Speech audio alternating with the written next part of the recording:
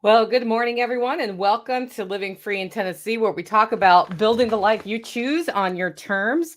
Today is Friday, May 20th, 2022. This is episode 573 of Living Free in Tennessee. And today I have a Homestead update day. But the fun part is it's been 2 weeks since I did one of these because I was on the road for the Exit and Build land conference. Had a really good time. It took me an extra day to drive home from what I thought it would, but it doesn't matter. It gave me a lot of windshield time to think about contemplating the universe and the way things are and how we build freedom in our lives. I think a lot of you know that I have been providing coaching for people now and then. I have very limited space for coaching programs. And at the Exit and Build land conference, the thing I heard the most was like, hey, do you do coaching for that thing you did on stage? And the answer is yes, I do.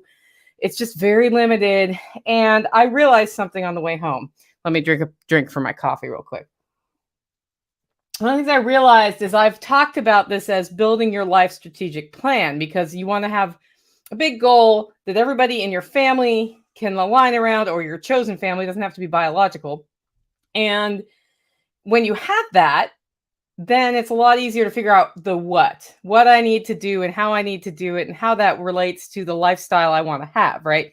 And I took this from the corporate world and just sort of adapted it for personal. I did it for myself, actually. I did it for myself in my 20s, got exactly what I wanted. Turned out I didn't want that, redid it. And now here I am on a homestead, making money by slinging coffee, doing coaching programs, doing this podcast, doing events, right? That all happened because of a life strategic plan. And I feel like you never achieve it. You're always going towards it. I evaluate it annually, sometimes more than annually. But that whole process has been very empowering for me. And one of the things I realized when I was at the Exit and Build Land Summit is that I don't talk enough about freedom and how you build freedom in your life, because, well, we talk about building business, we talk about all the pieces, but the big picture is, if you want to be a free person, you choose it and you build it. And it's that simple. It doesn't matter who's in office. It doesn't matter what's going on in your country. You build it. The person that is locked up in a 4x4x4 cage can be free in their mind. And in that way is much more likely to get out of that bad situation than somebody who gives up in that 4x4x4 cage. Our societal practices that are keeping us enslaved through debt, keeping us enslaved through chasing the Joneses, that is a 4x4x4 cage into which you have put yourself. And the deal is you put yourself there. If you put yourself there, that means you can open the door and walk out. And it doesn't mean it happens overnight when you realize that, but really every day making that choice for personal freedom is the best way to be free. And it's the best way to spread freedom, because when people see you happy, right, then they want to say, how did you do that? And then you empower them to open up the door and walk out of that 4x4x4 cage into which we have put ourselves as a society. Anyway, today is a Homestead update day and we are streaming live. So hello, Anarchy, Martinson family, Corey, Claiming Liberty, Carrie. Yes, I'm back. And now I'm back. I am also theoretically streaming on Float and Odyssey. I haven't had any errors from Float. I rejigged my feed for that. So hopefully this means we will be live on Float on a regular basis. I'm pretty excited. Yes. Pat says, I'm proud of the work you're doing. Thanks. You're awesome, Pat. I miss you. You need to come back for a visit at some point, although I'll probably be in California sometime in the next year. Pat actually left Tennessee for California, where he is choosing freedom in California. See, you can do it in a 4x4x4 cage. That's all I'm saying. It's a Homestead update day, but we get 2 weeks of Homestead updates. If there's anything you want to hear about, right, and you want to know more about it on my Homestead, I will share with you the true grit. I make mistakes just like anybody else. I've been doing this for 15 years. I did it wrong for 10 years because I didn't really know what permaculture was, or maybe 9. I don't know. A while ago, 6, 7 years, I was like, oh, this permaculture thing is a thing. I thought I was inventing it. And I did so many things wrong. And then I've redone everything here. Every year is another step towards redoing that. It's kind of like what I did with my life strategic plan, right? We're going to talk about, though, lessons learned from relocating our pigs, They are so much happier now where they are. And other pig related hijinks, how the gardens are faring this year. We've had a really dry, droughty year so far. Handling things on the homestead alone. Yep, handling things on the homestead alone ain't easy. You need to plan your homestead for that if you're going to be doing it alone. Money matters on the homestead. Food problems, feed problems, really, and more. If there's something that I have not updated, then just let me know. And I do want to point out my YouTube channel has also been hijacked by my next door neighbor, the Tactical Redneck. He occasionally jumps on and live streams from here. While I was on the road, he was doing regular updates about what's going on around here. He has been on a tear building things. And I haven't even caught up with what happened in the last 10 days since I left. But I'm excited about it. Like our aquaponics are up, the hydroponics are up. We're looking good here for food production, except for in a couple of places. But we'll get to that later in the show. Anyway, if there's something specific you want to hear about, put it in all caps, or at least the first 3 or 4 words in all caps as we go. I'll star it, and then that's how I get back to it. I am not today monitoring the comments on Float or Odyssey. I will build that back in, but it's my first day back on the saddle of a live stream when I actually have my studio and I can look at y'all and I can look at my other screen. And yeah, on one computer, monitoring all that stuff doesn't work. It does not work. With that, we'll jump into the first segment of today's show, forage. This is where we talk about things we're getting from the land. And I have actually clumped the wild forage in with the actual coming out of the gardens forage because they're kind of all, I kind of do it all at once. Last night when I went to go make a salad, I got lettuce out of the aquaponics system and some herbs. And then I saw some young plantain coming up. I harvested some of that, right? So it's just because my whole place is a combination of maintained areas where I'm growing food and less maintained areas where nature is growing food for me. And I find it really nice to just combine those things into what I'm eating. I have a theory that the stuff that's growing on my land at that time of year is the stuff that's most nutritious for my body, that helps build my immune system. After being on the road for 10 days, as you can imagine, my immune system's like, poof. Part of that's because I drank some alcohol and ate some carbs.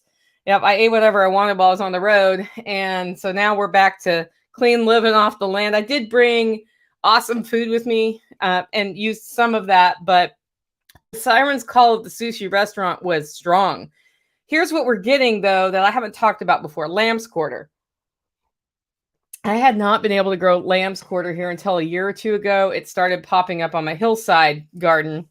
And when we redid that whole thing, I thought, well, crap, I don't have lamb's quarter anywhere else on the property. And I was really excited in the early spring when I saw one little lamb's quarter in a crack between 2 rocks. And I thought, sweet, I'm going to have at least that one plant. I'll let it go to seed.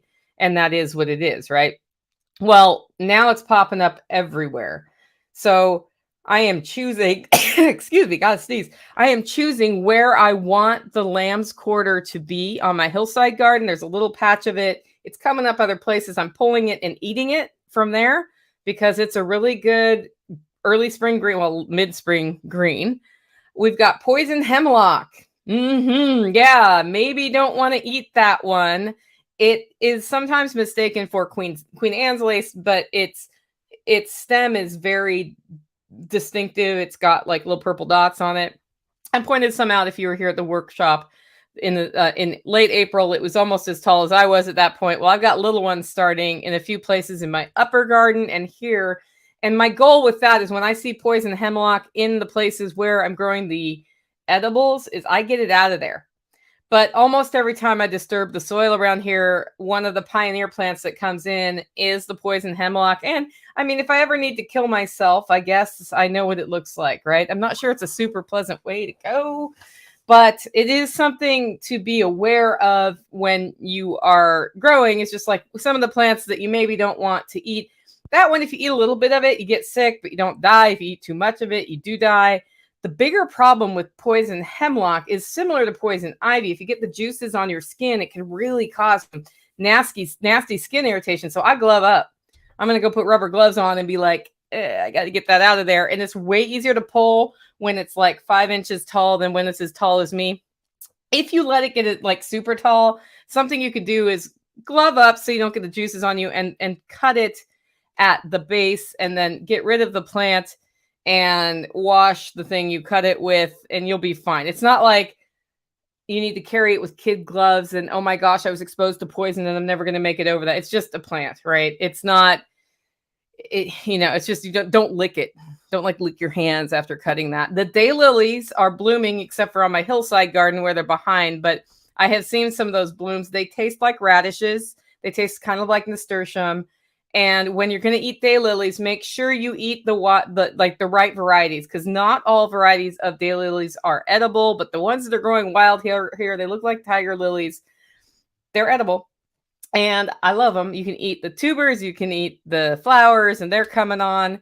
Radishes out of the garden, and greens and kale, and a little bit of Swiss chard. I'm not doing great on the Swiss chard world this year, but I've got little ones in the aquaponics. We'll see how it does. I just foliar fed them. Basil and herbs, like all my herbs are banging. I've got thyme, I've got oregano, I've got basil, I've got sage, I've got garlic scapes. I've got all sorts of stuff like that. Garlic scape season is this week. It was last week. I'm going to have another week of it, and then it's gone, which means when I do a saute, it's greens, garlic scapes, some green onions, a little bit of soy sauce, done. That's what we do with that. Super easy to do.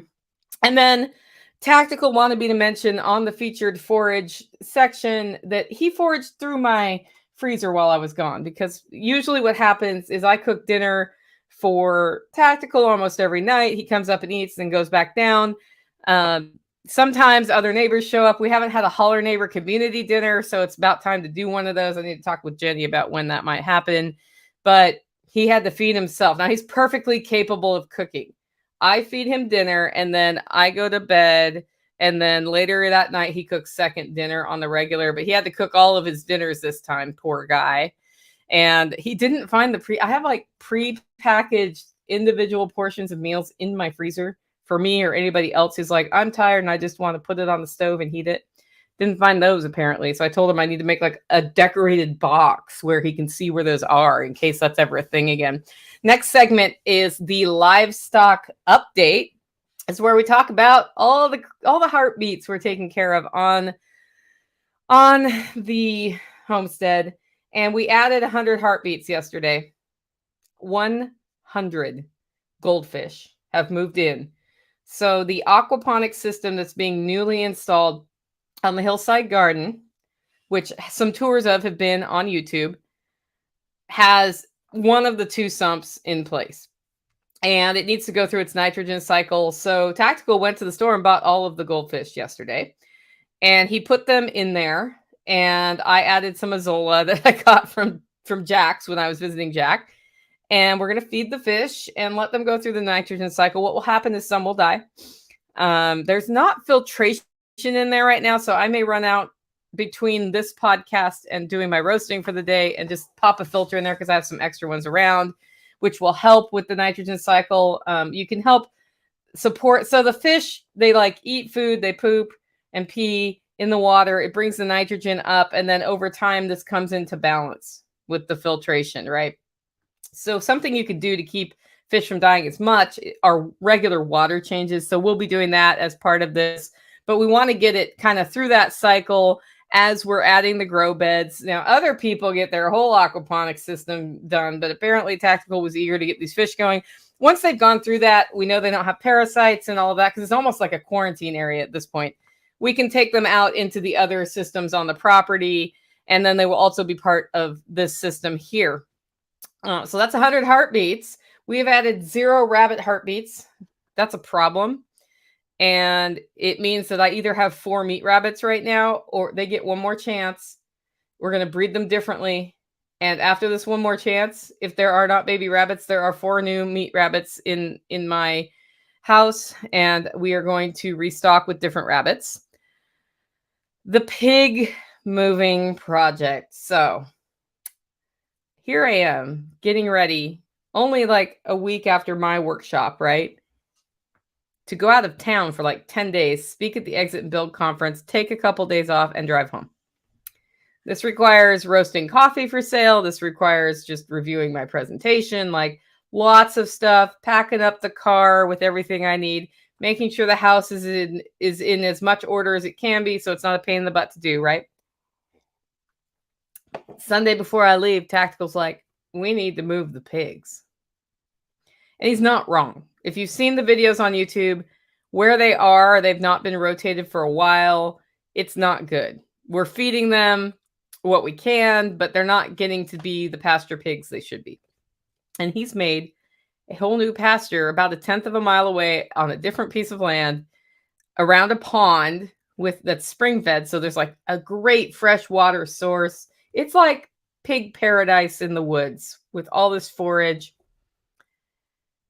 And it's 2 big pigs. Like one of them's probably 400 pounds. The other one's probably 300 pounds. I don't weigh 400 or 300 pounds, nor am I near either of those numbers, nor is anybody else in the holler. So when you're moving something that doesn't want to move, that is that big, you have to think different ways to do it. None of us in the holler neighborhood have ever moved pigs anywhere except for out of the pasture onto a trailer, which, because we don't have a trailer, we can just park here, has also been super not easy and totally video worthy. And we've never gotten a video of it. And these pigs in particular, one of them has been trailer moved one time when she moved in here. And the other one was born here, has never had to move anywhere except for when we rotated near the pasture, like where they just went from one pasture to the next. No problem, man. You just open the door and they're like, I'm not going through that door. And then you put tasty things on the other side of that door, and in the next day or two, they move. It's like there's no cajoling, there's no pushing. It is what it is. And once they figure out there's yummies over there, there's no barrier. So we tried different things. And the first thing we did was we didn't feed them for 2 days. Pigs can survive if you don't feed them for 2 days. We gave them water. They were hungry. Hungry pigs are motivated to find food. Luckily, they didn't get out of the pasture. We opened the pasture and tempted them with corn. And the idea was we would herd them 1/10 of a mile down a road to the new pasture. 4 of us. Jenny took video of this. Do you know how well that worked? It worked 0% well. Part of it was Tactical hadn't told us how he wanted us to herd the pigs, assuming we knew how. We don't know how. It's our first time herding pigs. It's worse than herding cats, man. So the pigs, being slightly heavier than we are, went wherever they wanted. And I didn't have like a pig moving panel, which is helpful. I had a stick. And then the pieces of wood he'd handed us to herd them with didn't have handles. So it was like, what are you going to do? And so the pigs walked right past us up towards the beehives, where I can't be near because I'm allergic to bees, and started doing what pasture-raised pigs will do. They started eating grass. They were having a great day. So cuss words were said, frustration was expressed, and we managed to herd them back into the pasture where they were used to being at home. And we waited overnight because then I was like, listen, we need to get them on a trailer and drive them down. Because the other thing I was thinking is, well, like, okay, we get them on the road. We're herding them down the road. They could go either way off the road, right? And it's all like yummy pig pasture between here and where we want them to go. And then a car comes. Our pigs are terrified of cars. And if you get in the way of a running pig, like the pig's going to win, right? So luckily we didn't try that. Instead, we decided to take my flat trailer and we took some cattle panels and we attached them, side to side. So it was in a little hoop.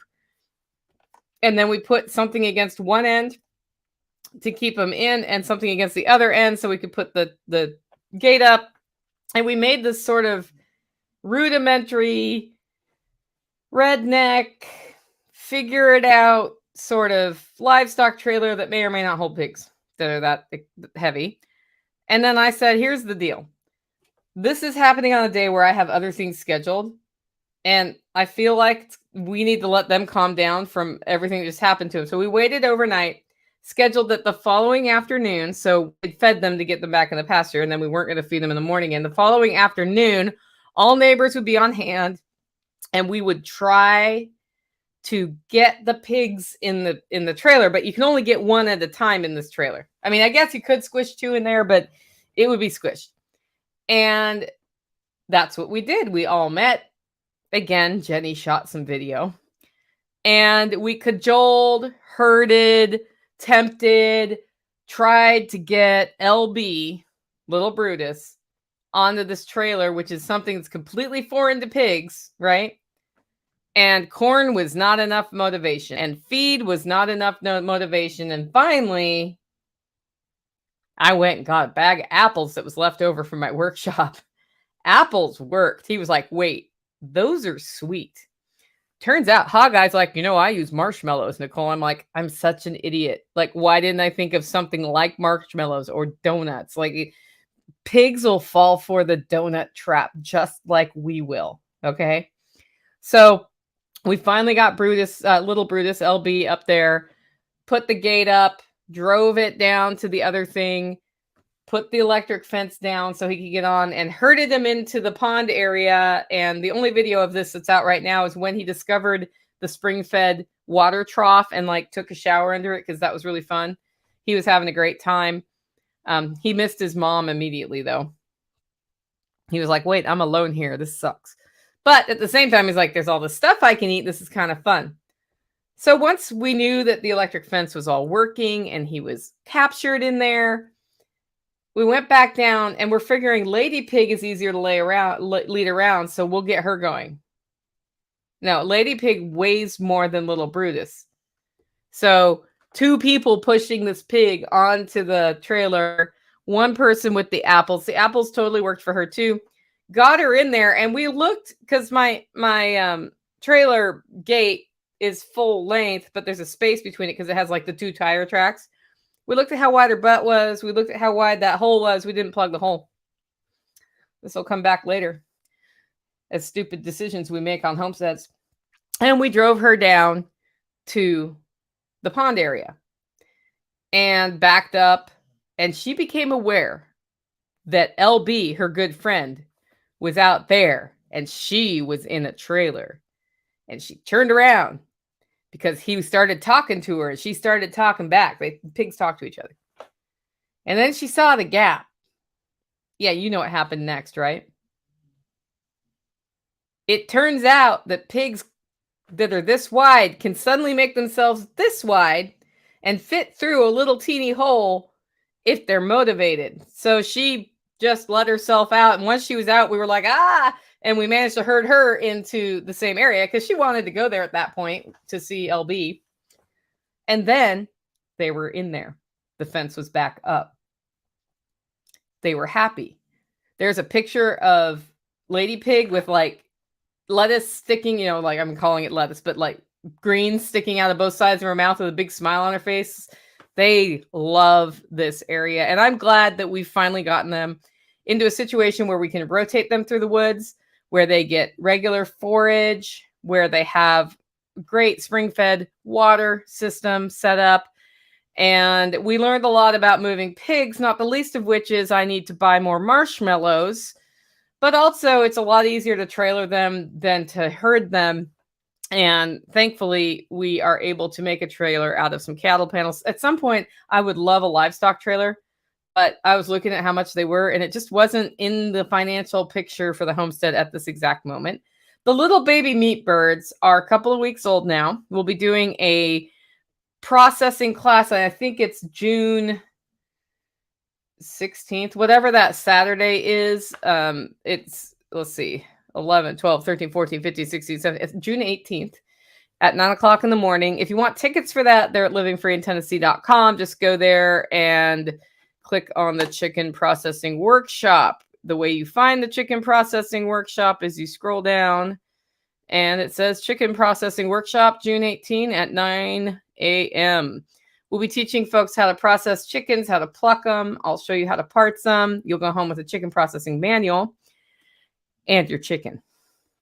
Anyway, we have a few seats left. That's almost sold out. I only opened up 10 seats. I wanted to keep the class small on this one because it is the week after Self-Reliance Festival, which is almost sold out, which means we're going to have a ton of people in Camden. I'm going to be people overwhelmed. So 10 students, only 10 students for the chicken processing workshop. But we've got the little babies on pasture now. So they're in a chicken tractor eating grass every day in addition to their other feed.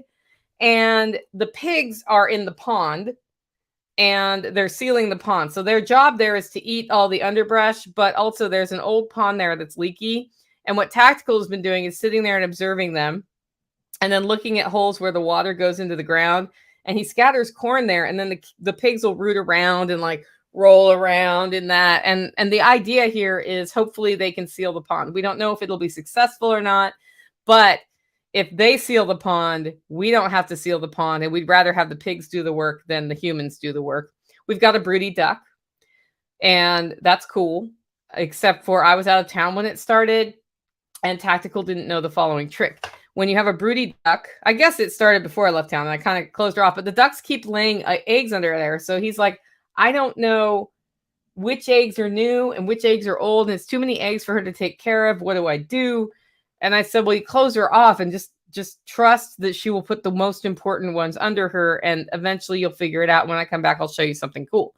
This morning, we chased her off the nest because she gets off the nest to eat and drink a couple times a day. Chased her off the nest, and I went down with my flashlight and I candled all the eggs that were where she was sitting. And I candled all the eggs he'd already pulled out. And we don't have a high fertility rate on our eggs because there is one duck rooster, one male, and I guess the word is Drake. I don't know where duck rooster came from. Anyway, we have one Drake. We have 11 girls or 10 girls, and that ratio isn't ideal for fertility. So having a lot of eggs there is good. They keep putting their new eggs under though. So I candled the eggs to see which ones were viable, and I put an X on every one that looked like it was a viable, and they're at different places in the journey. There's 2 eggs that are like further along than all the other eggs, which is going to be problematic later, but we will cross that bridge when we get it. And then I went to all the other eggs that were there, candled them. Any that looked bad, I pulled out. Any that looked like they hadn't started yet, I wrote a circle on. So every egg under this duck now has a mark on it in Sharpie, which is not going to kill the ducks. What this means is that if new eggs come in, they will not have Sharpie on them, which means we can get the new eggs every day out of there and out of the way so that mama duck doesn't get confused. And we can kind of candle these and see if it's worth keeping going. Because if we're just going to have one baby duck, it'll be a lonely little baby duck. It may or may not do well. If we have a couple, that's cool. We're getting muscovies, I think, in the next week. I need to talk to Lisa about when we come out and get them and back, which is a long drive. And we only have one vehicle between 2 households right now because we're waiting for a transmission to be delivered. So the broody duck is doing what we want, raising the ducks. Part of the point of muscovies is that they can raise ducks, and they are great meat birds. We're putting the goat out on tether again. I'm doing that right after this podcast. And then it is time. So you guys remember how I put in fodder trees? It's time to start harvesting the first round of fodder. And I can either store it for winter or I can feed it to the animals now. To me, it doesn't make much difference which one I do unless I'm going to make silage. So what I'm doing right now, because we are 2.5 weeks away from the Self-Reliance Festival.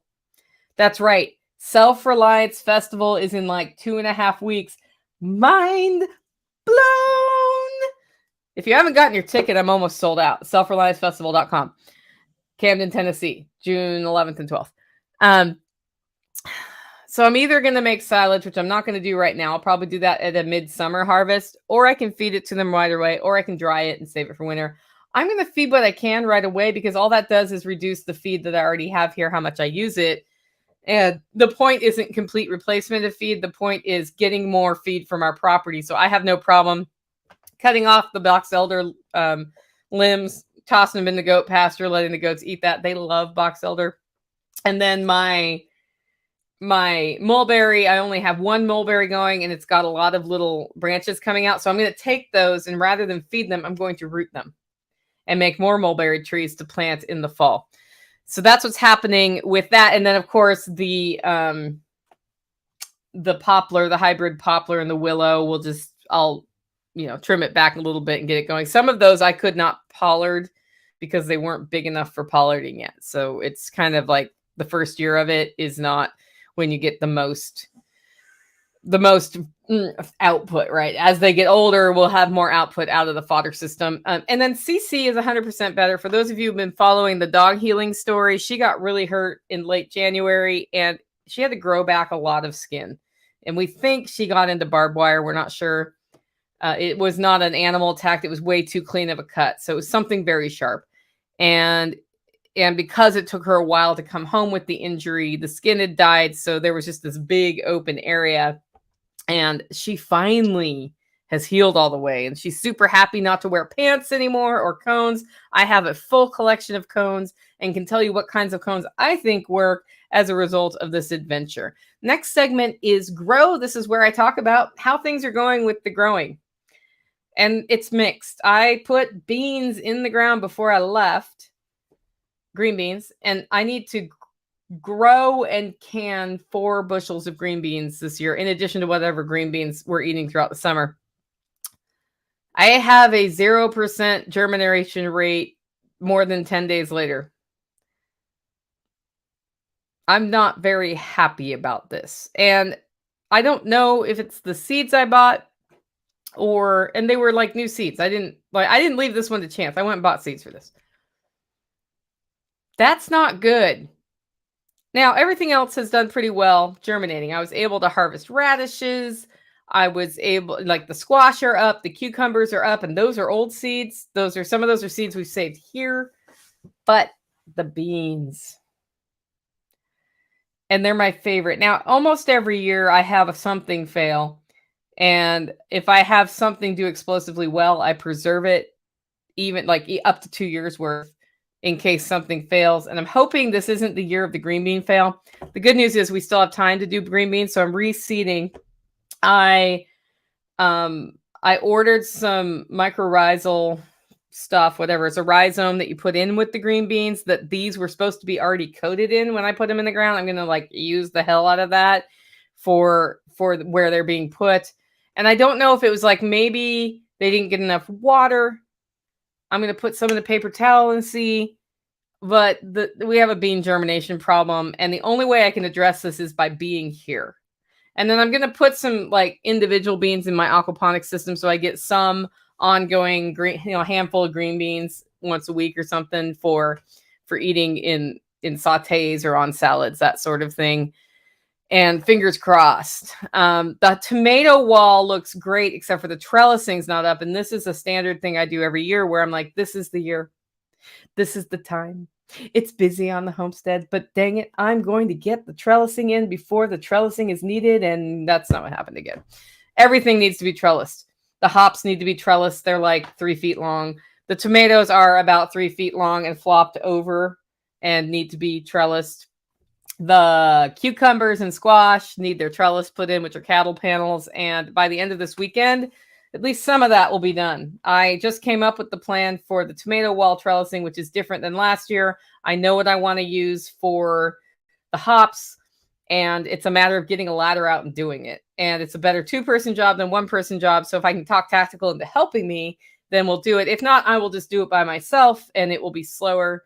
And that is what it is. Christy says, it's a disappointment to fail. I had troubles with tomatoes a couple years ago. Yeah, I mean, it is and it isn't. Like I have sort of a Zen approach to this where, as I said, usually I have explosive lettuce growth this year. And I have all sorts of greens from when I like seed ferried my garden and just sprinkled seeds around. I've got like a whole bunch of kale and chard coming up, but they're little baby chards, which at this time of year is not ideal because it's going to get hot and hot. And then they'll be like, we're melting.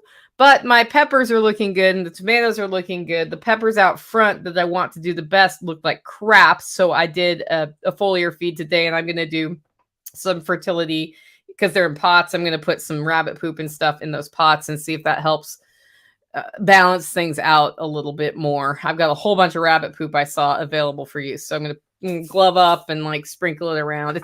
That's the way I do it. Like I don't like touching poop. So I put rubber, like nitrile gloves on. You can use scoops, but it's just not as precise as taking your fingers and sprinkling out the little pellets. Just saying. I know it sounds gross. It's not the best like tactile experience when you're doing it.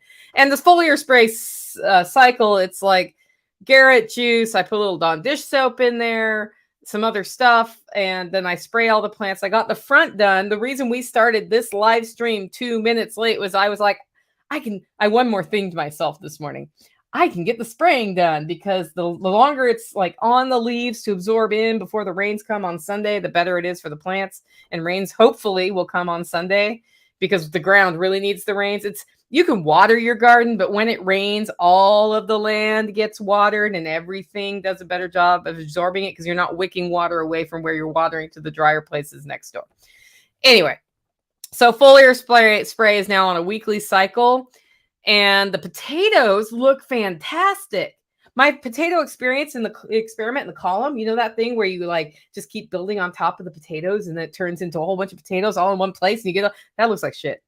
But the ones I put in the ground up in the garden look great, and I need to figure out what I'm going to heap up around them to hopefully promote more potatoing out. Even though I don't even eat very many potatoes, I'm like, it's calories. I'm growing calories. Sweet potatoes are going in. I'm getting sweet potato slips off 2-year-old sweet potatoes that Jenny had, and I have this one single purple sweet potato left that I got the original slips from.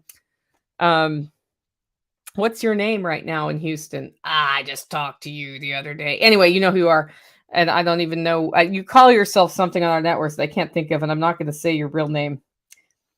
Remnant Lastly. That's who it was. So from Remnant Lastly, and I took them like home through the airport and got pulled aside so they could make sure that these sweet potato slips weren't pot, which they are not pot and don't look anywhere near pot. Like, took them home in wet paper towel, planted them, and I thought I was all like screwed last year that I didn't get any tubers, because it was a bad tuber year for sweet potatoes. And then he was like, I have one. He was like, I have one from the purple ones, the Asian purple sweet potatoes. And I was like, he's like, where should I put it? I'm like, you put that in my wicking bed in my aquaponics system. So I care for that thing very carefully every day so we get more. So right now I have this bush of sweet potato growing in that bed. And what I'm going to do is I'm going to cut probably 50% of the sweet potato growth, put it in root compound in just some water on my windowsill and let it root. And then I'm going to start spreading those out for the rest of the summer. So the goal here is to get more of those purple ones. Meanwhile, we also have slips from 2-year-old sweet potatoes that stayed in Jenny's basement that she was unable to use up. And she was like, do you want these? They're slipping out. And I'm like, yes, I want those, because all of my sweet potatoes like did crappy last year. So I was really lucky she had those, because I love sweet potato greens. They're very warm weather hardy green that you can use. You eat the leaves, not the stems. The stems are too chewy. And sweet potato, guys, not potato. Don't eat potato greens. Eat sweet potato greens. Two totally different, like one's a nightshade. Potatoes are nightshades. Sweet potatoes are not nightshades. Nightshade, bad, kill you, or at least make you sick. Sweet potatoes, okay. They're sort of a spinach flavor when you use them that way. Anyway, so we'll have those throughout the summer, and then hopefully we'll get sweet potatoes for storage this winter. And Freedom Lover says, we mix rabbit poop and water, make a slurry, then put it on the seeds with the seeds we plant. I figured it can't hurt. Yeah, you can put rabbit poop straight on your garden. It's not too nitrogen heavy that you will poison your plants. And that's kind of like the one benefit of having the 4 meat rabbits I have right now, is at least I get their poop and I'm using that as many places as I can. So I don't have to use other fertilizers necessarily. So that's what's going on in the grow segment. We'll be talking about grow for a long time, longer and longer and longer each segment. And then you're going to get to the point where I'm like, I can't keep up with the processing. Yeah, that's happening too. I've got the freeze dryer going with bone broth right now. And then after that, I have to do milk. And then after that, I have this like, I don't know what it is left over from the workshop. That I'm like, well, I might as well freeze dry it, see how it is. Anyway, next segment is the holler neighbors / community and what's been up. I was out of town, so I don't really know what everybody did, except for the following event happened. Jenny has made Tactical's life easier. So the pigs are down on her land fixing her pond, right? And that means that Jenny's right there and can feed said pigs. And she can go look every day and make sure the water hasn't been messed up so that they're getting plenty of water because it's hot. So Jenny's been doing that. She's really good. She's somebody who feeds the animals here when I'm out of town. So she goes out And Lady Pig, runs up, say hi. And LB is laying on the ground. And she's like, uh-oh, I better go like pet him or something, wake him up if he's asleep. Because I don't know if he's asleep or maybe he's dead. She's looking at him. She's not seeing him breathing. And she pets him and she's trying to get him to wake up. Nothing. She texts Tactical and says, I don't know why, but I think LB might have just like dropped dead last night. So Tactical jumps on his four-wheeler and drives over. And the minute LB hears the four-wheeler, he jumps up and starts running towards Tactical. So he was playing dead. I think he just sleeps very deeply, but he has been renamed. Little Brutus is now Little Bastard, because apparently this has happened more than one time since I left. But luckily we have open communication channels. And, if he did die, it would be a big pain in the rear because we'd have to move this giant dead body and do something with it. But luckily that didn't happen. And, Jenny's feeding the pigs. Tactical had held down the fort. And he told me, it's a lot of work when you're gone, Nicole. And I was like, I'm thinking about homestead duties and how they're divided. And the way they're divided is as follows right now. He takes care of most of the feeding of the animals, the rotating of the animals, those sorts of things, making sure they have water.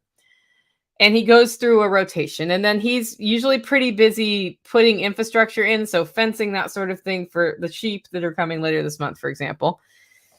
And he takes care of his dog. I take care of my dogs, my cats. I go out, I water the plants around my house that need watering. I do plant things. He plants things. We both start plants inside. We maintain, I usually maintain the nutrient level in the hydroponic system, which is the tomato wall.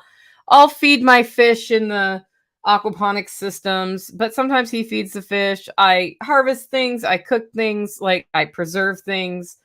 And that division of labor has worked. And if I need to, I feed the animals. If he needs to, he does the watering. And I think about how much work he does just when I'm here. And I'm like, I don't feel like I do that much.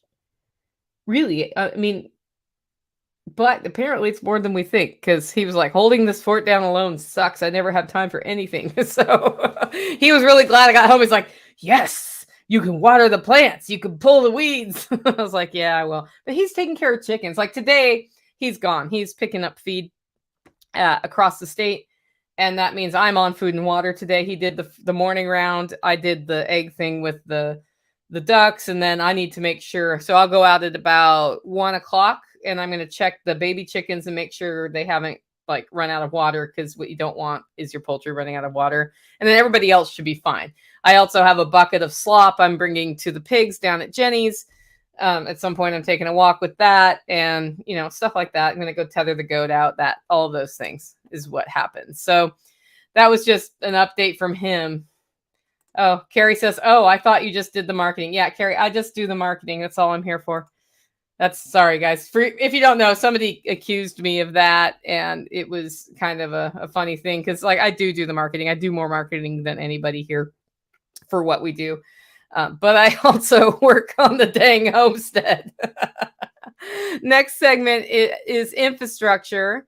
So the big thing is the pond at my house is almost, the perimeter fence is almost done. I think there's one last little section that needs to be pulled. And that's happening, I think, this week. And then Tactical's figured out how to divide it into 3 paddocks. That's where the sheep are going to start. So that'll be cool. They'll have access to water. The IBCs are cut for my aquaponics system. What is not done is the mini Miyagi we're installing on the hillside, which we were going to bury a sump there originally. And then when we dug the hole, there was a big boulder in the way. The reason that's not done is I need to sit out there and say, well, since we're using a pond liner anyway, how big do I want this to be? Because now I'm not just confined by the size of a container that's being buried. I can have it as big as I want. So I haven't ordered the pond liner. We need to sit there and draw it out on the ground. I think I'm going to expand it out a little bit. And then I talked to Jack about it. In his experience with his Miyagis, he said if he had his big Miyagi to do it over, which is above ground, almost up to my waist, he would not make it that tall. And I said, well, I just want mine like 18 inches tall or so I can sit on the edge and enjoy it. And he was like, oh yeah, you'll be okay, because he made his bigger and it's bulging out a little bit from water. So we're not going to do that. Hydro is done except for one thing. And then, as I said, we need to install trellis everywhere. While I was gone, tactical automated watering. So I need to leave more often so that watering gets automated, because I do a lot of manual watering. But we have watering in the upper garden right now while things germinate, because we can't go, you need it wet every day or else they start to germinate. They don't get enough water, they die. Once that's done, hopefully we can just go with the water from the sky, except for it's been a drought year. So I don't know. We'll see how the rain does this weekend. He's also automating the pig watering. So that's good. Ooh, I got a hair in my mouth. And that's all looking good. So as I said, the next water we need to automate is the hillside garden water. I think the best thing about aquaponics, guys, is that water is not your problem. Your plants get exactly as much water as they want in those systems. And you can go away for a week. Like I went away for a week. I came back to my aquaponics system. It was double the growth from when I left. I have a lot of lettuce to harvest and use. And the only issue I have is that I'm going to get some slugs drunk later today. So I'm going to bury tuna fish cans with beer in it, so that they can go eat it and then they will drown.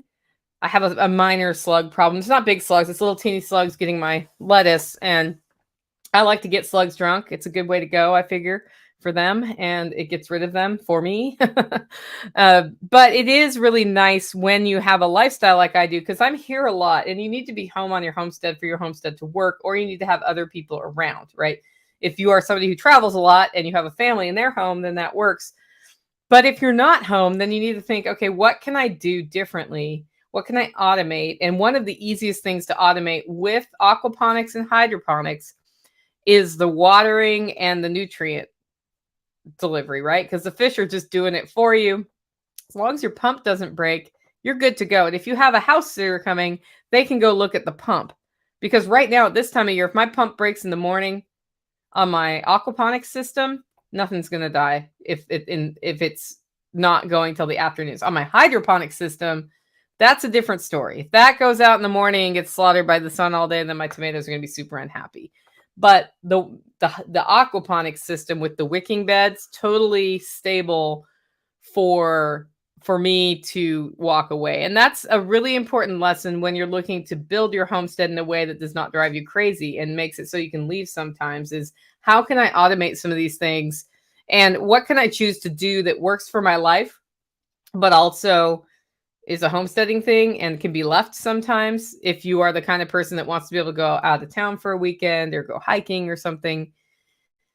It's all in how you build it. And those are things that I encourage people to think about before they commit to what they're doing on their homestead.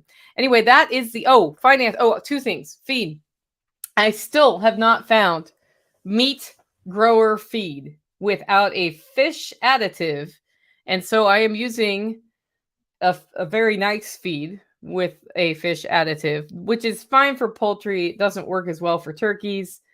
But if anybody knows of one, let me know. I have had some people reach out with layer rations, which have more calcium in it, and I didn't want to mess with that. So it's been a struggle.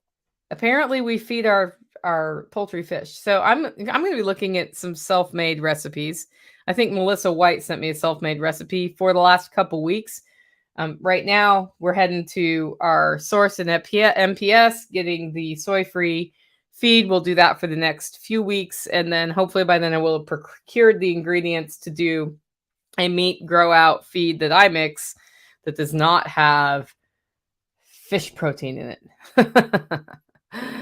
Oh, the fun of making decisions about what your poultry eats, right? I might try the chicken tractor on steroids next time that Billy Bond does, because I'm sick of this whole feed mess. And I was going to buy some feed. I probably could have gotten some in Texas. I did not sell enough coffee to exit and build to make room for feed, or I would have totally gotten feed in Texas on my way home.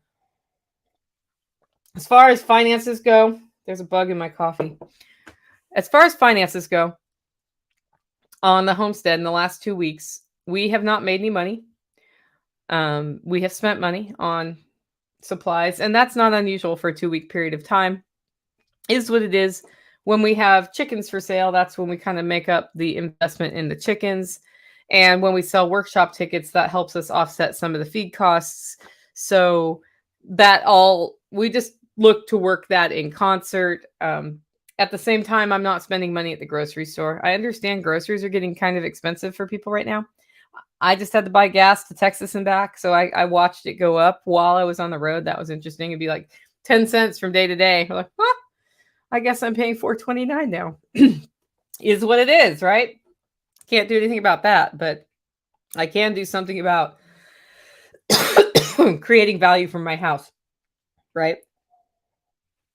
Anyway, I hope you enjoyed this Homestead update for May 20th, 2022, and that you all are having good experiences getting value from what you're putting your time into, whether it be food production, a new side hustle, an old side hustle that you're growing into a business. That's what it's all about, right? The homestead mentality isn't just about food. It's about looking at what you have, saying, how can I glean value from that? And then doing that. Both of the Airbnbs I was at while I was on the road were either farms or homesteads. And one of the ways they glean value is by putting a building on their homestead that's beautiful and renting it to people. And I haven't done that for a while because I have long-term rented my Airbnb.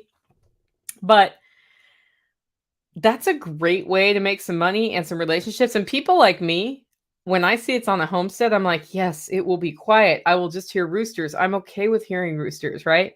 Other people are freaked out by that. We need to have a hashtag, like hashtag homestead or something. Hashtag peaceful. I don't know. That we use on these sort of different tools like Airbnb or VRBO, because I think just like we talk about with underground networking, we need to underground network in real life and using those other systems that are part of the mainstream. But we can still support each other in our networks by having ways to identify, are you in the network? And maybe one of those ways is hashtag permaculture or hashtag regenerate ag. I don't know what it would be. Would love to hear your all's thoughts on it. Anyway, if you like the show and the work I'm doing here, you can support me in two ways. One, get your coffee at Holler Roast. And the second way, hollerroast.com. Second way is become a member. We have a webinar this weekend on Sunday at 4 p.m. Central. Tactical Redneck is going to do a webinar on how to assess your property for defense, for home defense. And this isn't just your home. This is the land around you, how to look at it, figure out what to do, and where you would focus if something went horribly wrong. And it's been a very popular presentation at live events. And I now have a webcam that I can run while he's doing the presentation so he can be in front of the whiteboard, which is huge. If it's raining, I might have to see if Jenny will let me go into her basement. Yeah, it's probably going to be raining during that. So we'll have to think about what that means for background noise. I can also wire him up with a lav mic, so that might be enough to cut out the torrential downfall sound. Anyway, to sign up for that, go to Living Free in Tennessee. If you're a member, you get it for free. Just sign up for it. I'll be sending an email out later today with that link, so anybody who wants to see it can. Anyway, with that, guys, go out, make it a great week.